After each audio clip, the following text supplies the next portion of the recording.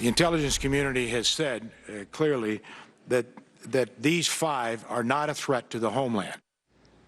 Well, that was Defense Secretary Chuck Hagel hours ago in the first public hearing on the prisoner swap that freed American soldier Bo Bergdahl in exchange for 5 top Taliban commanders.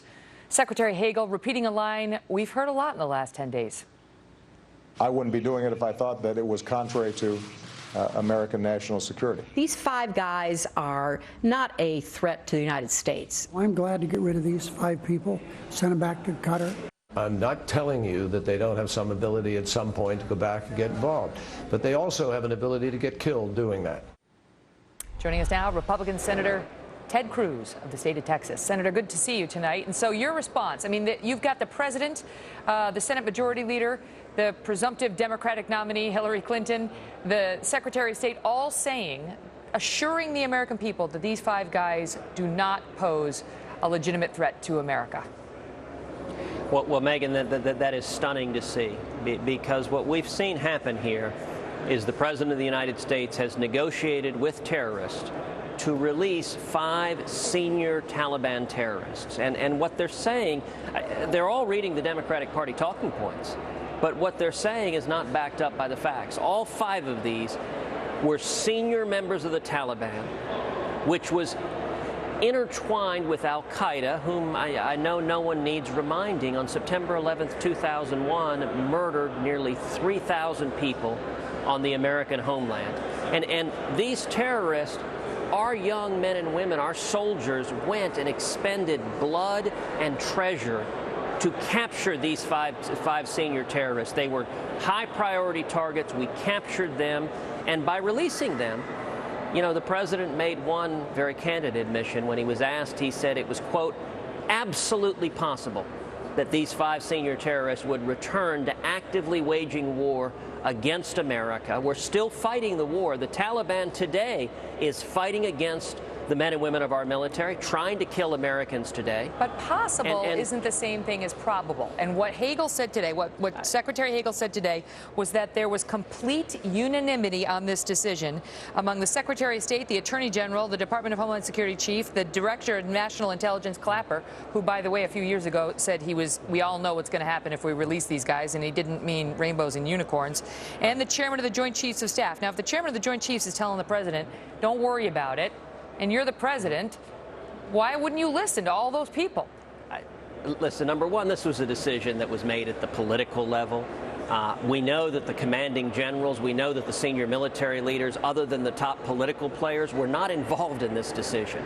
And, you know, if you want to know the reaction, look to the reaction of the Taliban. Senior Taliban leaders have been quoted saying that this release is a huge victory for the Taliban. It's the equivalent of 10,000 new Taliban soldiers arriving to fight against America. And indeed, senior Taliban commanders have also said that this now gives them an enormous incentive to go and capture other American soldiers, because it's, as this Taliban commander said, it demonstrates the value to such a, quote, rare bird as a soldier that you can trade for senior terrorists. What about who is responsible? Because originally the president rolled out the news in the Rose Garden with Bo Bergdahl's parents. And then we heard that when lawmakers such as yourself got briefed on Capitol Hill, the deputy national security advisor refused to say that the president made this decision, would not go that far, despite being repeatedly pressed. He would only put it on Hagel. Then when Secretary Hagel testified, he said it was the president. The president seems to have acknowledged implicitly that he made this decision. So why is the deputy national security advisor trying to spin lawmakers that it was Mr. Hagel? Well, because unfortunately, national security in the Obama administration far too often has been treated as a matter of partisan politics. Look, these are the same people that in Benghazi focused all on this story about a silly internet video rather than the fact that terrorists attacked and murdered 4 Americans, including the first U.S. ambassador killed in duty since 1979. It's all politics all the time, whether it's President Obama or Hillary Clinton. As a political matter, but let me ask this, Senator, as a political matter, I mean, God forbid these 5 Taliban commanders actually do kill additional Americans, either service personnel or others. But as a political matter, It's not like Hillary Clinton sitting there doesn't realize that's a possibility, or President Obama doesn't realize that's a possibility. How can they be so explicit about the fact that it's not going to happen? Well, the White House has a pattern, which is when it engages in action, particularly extreme action, it prepares its people with talking points to vilify anyone who disagrees. So it was obvious when the president held the ceremony at the White House with the parents of Sergeant Bergdahl, and it was a moving ceremony. I mean, it was any time you see the parents of a soldier who's been held in captivity welcoming their child back, your heart leaps for them. And I think the White House believed that they could embrace that moment, and that anyone who raised concerns about these senior terrorists being released, they would just vilify as, you don't care about our soldiers. What they didn't count on was that so many of the soldiers who served with Sergeant Bergdahl decided they had to speak up and speak out against this deal. And they didn't count on the American people understanding, yes, we should always stand with our soldiers. We should never leave a man behind. And indeed, maybe we should have gone in with military force to rescue Sergeant Bergdahl. But it doesn't mean we should release senior terrorists who could attack or murder other Americans. And indeed, one question, was the price too high? That's what they're asking. Two other things I want to get to with you quickly. We've been talking tonight about the immigration situation along the southern border. Of course, you're from Texas, and this has been described even by the president as a humanitarian crisis. Darrell Issa today came out and suggested that children may die. They may die as a result of this influx that we're seeing and we cannot handle. What do you believe should be done with the now, upwards of 90,000 children expected to cross a border in a year where we were expecting 6,500? Well, Megan, this is a humanitarian crisis, and it is the direct result of President Obama's lawlessness and unwillingness to enforce the law. In 2011, there were roughly 6,000 unaccompanied minors who came across the border. This year, it is expected there will be roughly 90,000. Next year, they're projecting up to 145,000.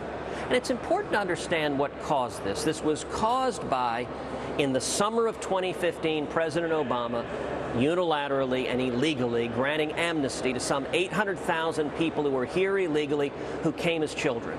And what that has prompted is parents throughout Central and South America giving their young children, handing them over to the smugglers. And it's worth emphasizing, Megan, these are transnational global criminal cartels, and parents are giving them teenage girls, teenage boys. These boys are subject, these girls are subject to physical assault, to sexual assault, to being sold into prostitution. It is horrific, and it's because the president won't enforce the law.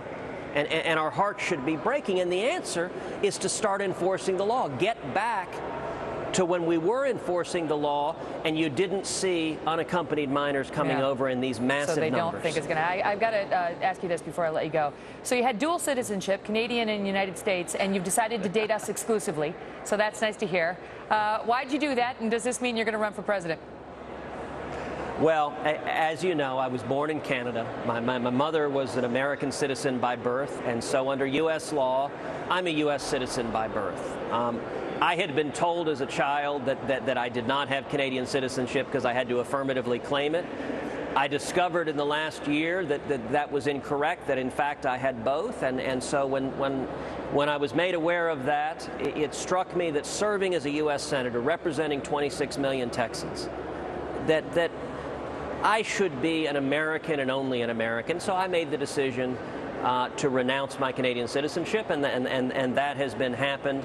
That has happened. Got it. Now, suddenly you started to really enjoy lacrosse and ice hockey, and you said, "Why? Why? Oh, I'm Canadian." Well, we're glad that you've come over exclusively. Thanks for being here, Senator. Well, and I've lived almost my whole life here, and I love America, and so I'm glad to be only an American. All right. Good to see you. And up next, Eric Cantor.